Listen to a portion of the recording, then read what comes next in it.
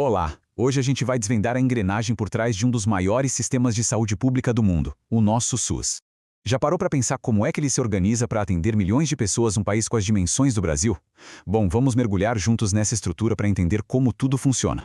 Para começar, é importante a gente entender o tamanho do desafio, né? A pergunta que basicamente norteou toda a criação do SUS foi essa aqui. E, convenhamos, não é uma tarefa nada simples. A gente está falando de um território imenso, com realidades completamente diferentes de uma região para outra, seja na economia, na sociedade, no tipo de doença que aparece. A solução para isso tinha que ser, no mínimo, muito robusta e bem flexível. E a resposta para esse desafio gigantesco começou aqui, com um princípio que mudou tudo. Foi a Constituição de 1988, lá no famoso artigo 196, que transformou a saúde no Brasil.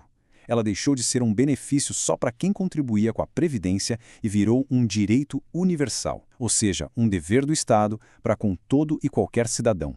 Essa foi a verdadeira pedra fundamental de toda a estrutura que a gente vai ver agora. Certo.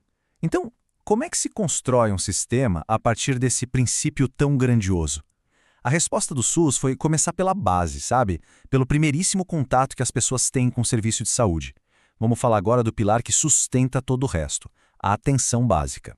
A atenção básica, que a gente conhece bem pelas unidades básicas de saúde, as UBS, ou os famosos postinhos, é exatamente isso, a porta de entrada preferencial do sistema. É ali que o vínculo entre a equipe de saúde e a comunidade se estabelece.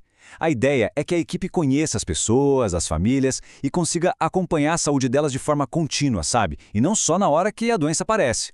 Esse esquema aqui mostra uma coisa que é crucial. A atenção básica não é só uma porta de entrada qualquer. Repara como ela está no centro, conectada com tudo. Ela foi desenhada para ser a coordenadora do cuidado. Ou seja, se alguém precisa de um exame de um especialista ou até de um hospital, é a equipe do postinho que vai organizar esse caminho, vai garantir que a pessoa não se perca no sistema. Ela é tipo a central de comando da jornada de saúde de cada um dentro do SUS. E para a gente ter uma noção do poder dessa estratégia, se liga nesse número: 85%. É isso mesmo. Uma atenção básica bem estruturada é capaz de resolver até 85% dos problemas de saúde da população. Ué, mas por que um número tão alto?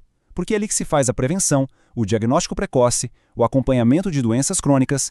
Tudo isso evita que problemas que eram simples acabem virando um problemão. É a saúde agindo antes que a doença se agrave. Tá, mas e os outros 15%? O que acontece quando o problema é mais complexo e o postinho não consegue resolver? É aí que entra o segundo pilar de organização do SUS. Vamos ver como o sistema se organiza por níveis de complexidade. Essa imagem de pirâmide ajuda a gente a visualizar bem a ideia da hierarquização.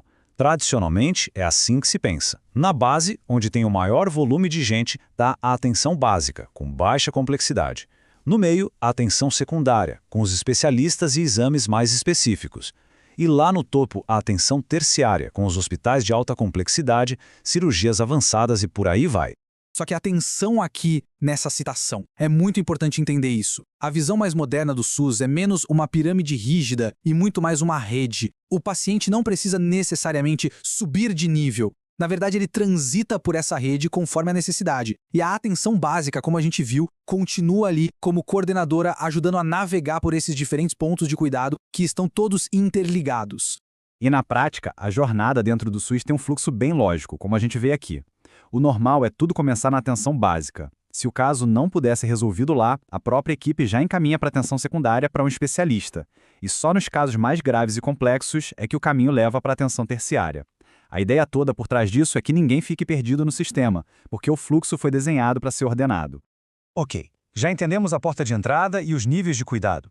Mas como é que se gerencia tudo isso num país como o Brasil? A resposta está em duas diretrizes de organização que são fundamentais. Vamos dar uma olhada nelas. Esse slide aqui é ótimo, porque ele explica dois conceitos que andam de mãos dadas, mas que são diferentes. Primeiro, a descentralização. Pensa nela respondendo à pergunta a quem faz o quê. A ideia foi tirar o poder de decisão lá de Brasília e trazer para perto da gente, para os estados e principalmente para os municípios. Afinal, quem está lá na ponta conhece os problemas reais, né? E aí vem a regionalização, que responde onde e como.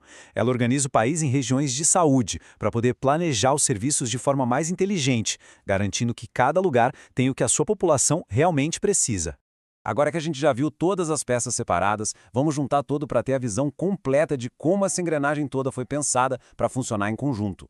E no final das contas, a arquitetura do SUS se apoia nesses 4 pilares que estão aí. A atenção básica é a fundação de tudo. A hierarquização é a estrutura que organiza os andares por complexidade. E a regionalização e a descentralização são as paredes que adaptam essa estrutura para cada cantinho do nosso país. Juntos, eles formam a espinha dorsal de um sistema que foi pensado para ser completo e totalmente integrado. Para fechar nossa análise, fica aqui uma reflexão. No papel, a arquitetura do SUS é incrível, é lógica, reconhecida no mundo todo. Mas na prática, a gente sabe que existem desafios gigantes, como o subfinanciamento, por exemplo, que afeta diretamente a capacidade da atenção básica de funcionar como deveria. Ou até interesses políticos que às vezes atrapalham o planejamento das regiões de saúde.